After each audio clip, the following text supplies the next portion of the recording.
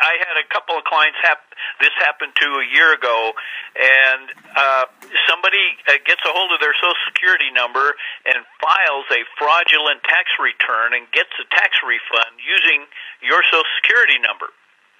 So when you go to file, and most people are filing electronically these days, the computer tilts and it won't accept your return because you can only file one return with one Social Security number. So then you have to go, here's what the policy is with the IRS. You have to go to the IRS, show them proof of your identification, not once but twice or maybe even more, to prove that you are who you say you are, and then you can file a paper return.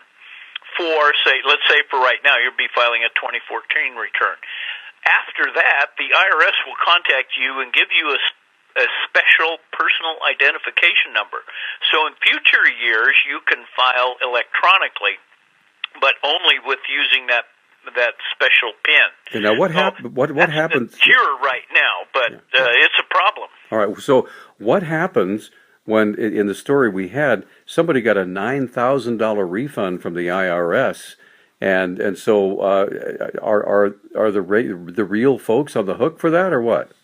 No, those folks aren't on the hook. But what happens is the taxpayers get ripped off. And so, and this is into the tunes of billions of dollars.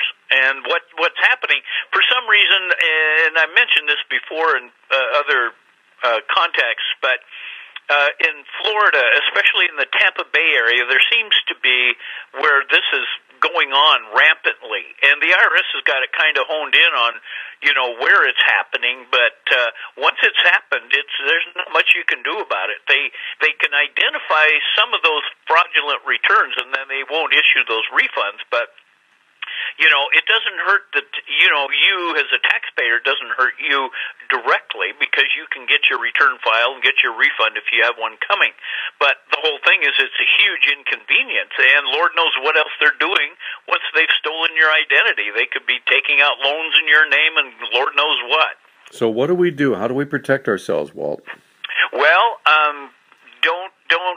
don't open up any emails that you've ever seen. And in the case of two of my clients that last year, their identity was stolen. Their Social Security numbers were hacked out of a listing that the Department of Health and Human Services had in Washington, D.C. So, yeah, it can happen anywhere at any time. The other thing you can do is go buy LifeLock. It's not a bad program. I just bought it myself personally here about 3 weeks ago. I haven't gotten any hits yet where somebody's been trying to do something with my identity, but $40 a year, it may be a cheap insurance policy.